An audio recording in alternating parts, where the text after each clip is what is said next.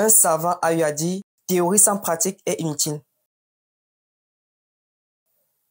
Pour ne pas tomber dans ce cas, on va essayer de réaliser ensemble une carte électronique qui peut récupérer des données de plusieurs capteurs et puis transmettre ces données via le réseau LoRaWAN à un serveur.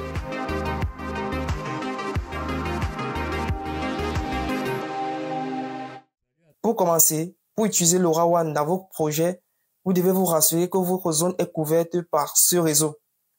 Si vous êtes en France, allez sur le site de couverture LoRaWAN d'un fournisseur réseau. Par exemple, chez Orange, la couverture est presque totale, mais c'est payant. Par contre, on a l'opérateur Dating Network qui, lui, est un fournisseur gratuit, sauf qu'il ne couvre que peu de zones. Ready? Go! Notre conception commence par l'ouverture d'un logiciel de conception électronique. Moi, j'utilise Fusion 360. Vous pouvez aussi utiliser un autre logiciel qui soit capable de faire une conception électronique, comme Eagle ou encore KiCad. Pour débuter, je vais commencer par ouvrir un nouveau projet.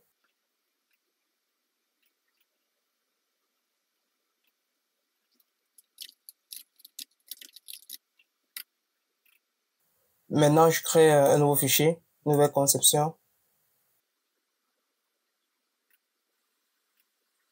Notre bloc va se constituer essentiellement de 3 parties: l'alimentation, le capteur et le microcontrôleur. Optionnellement, on aura aussi des pins afin de pouvoir avoir accès à certaines parties de la carte depuis l'extérieur. La partie microcontrôleur. Alors, on va utiliser le RAC 3172 qui est un circuit intégré contenant le microcontrôleur STM32WLECX. C'est ce STM32 qui permet au circuit intégré de pouvoir transmettre des données via le réseau LoRaWAN grâce au module radio qu'il contient en son sein. Nous avons une étape commune à réaliser au préalable, c'est l'importation des symboles et footprints de chaque composant. Ici, je vais vous montrer comment le faire à partir du RAC 3172. Et il vous suffira d'importer les autres composants en suivant ces mêmes étapes. On va sur Google et on tape par exemple la recherche RAC 3172 Footprint and Symbols. Je choisis Symbole et Footprint. Ici, vous choisissez par rapport à votre logiciel. Moi, je choisis Fusion. Et là, vous continuez en vous inscrivant si ce n'est pas encore fait. Une fois téléchargé, vous venez dans Fusion, vous allez dans Bibliothèque. Et là, vous cliquez sur Ouvrir le gestionnaire. Vous venez cliquer sur Importer bibliothèque. Et là, Importer à partir du disque local. Là, vous allez aller chercher dans votre disque local où se situe le footprint et le symbole que vous avez téléchargé. Et il vous suffira de l'importer. Maintenant, on va vérifier si le composant a bien été importé.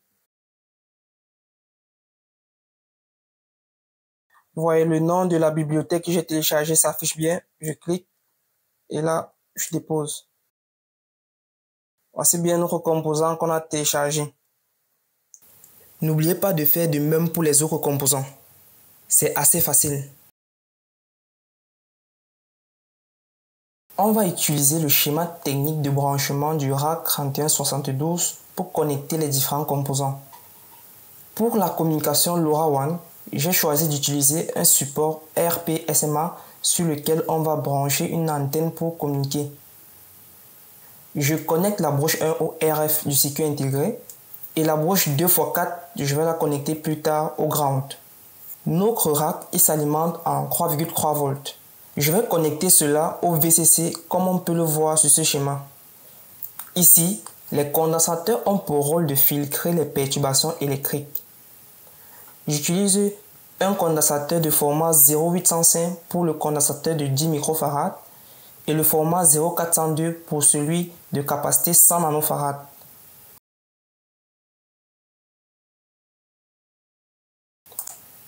Maintenant, je nomme toutes les broches du rack pour permettre les connexions sans fil apparent.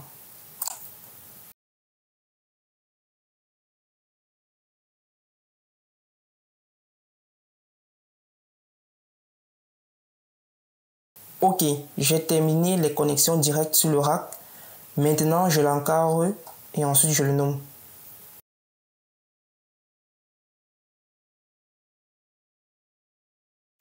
Partie microcontrôleur terminée, on passe maintenant au suivant. Notre capteur fournit des tensions de l'ordre du millivolt.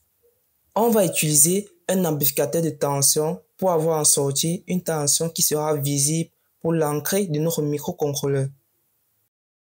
L'amplificateur de tension choisi, c'est le INA 333. Il a un gain égal à 1 plus 100 kΩ sur RG, RG étant la résistance qu'on branche à ses bouches 1 et 8.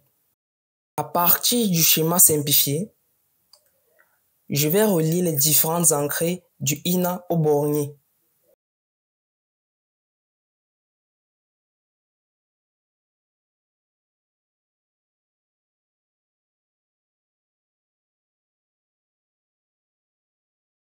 La sortie Vout sera reliée à l'entrée analogique du rack ADC1.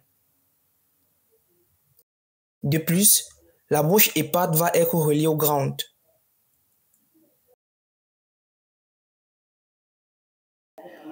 Le troisième bornier ici est une interface qui va nous permettre de connecter notre amplificateur à notre résistance RG.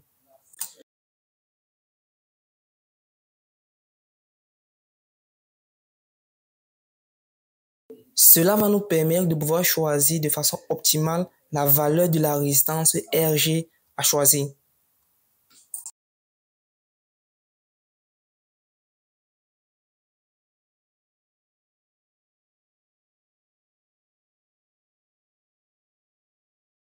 Maintenant, je vais gérer l'alimentation de toute la carte électronique. Pour cela, je vais utiliser le régulateur de tension AP2112K 3,3 volts qui prend en entrée 5 volts et délivre en sortie 3,3 volts. En plus du branchement simplifié qui est montré par son datasheet, j'ai décidé d'ajouter une diode pour éviter que le courant puisse aller en sens inverse.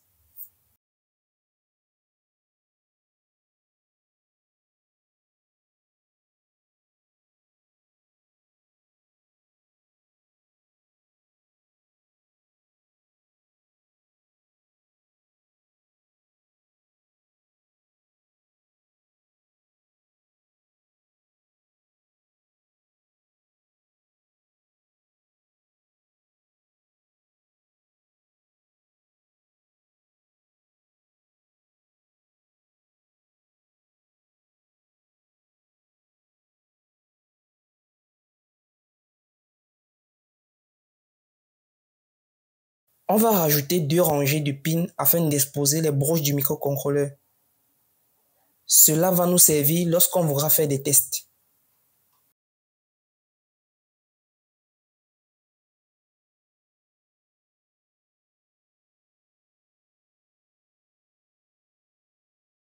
La conception du schéma électronique est terminée. On a fait une grande partie du boulot. Mais il manque encore une étape importante pour terminer la conception de notre carte électronique entière. C'est l'étape du routage.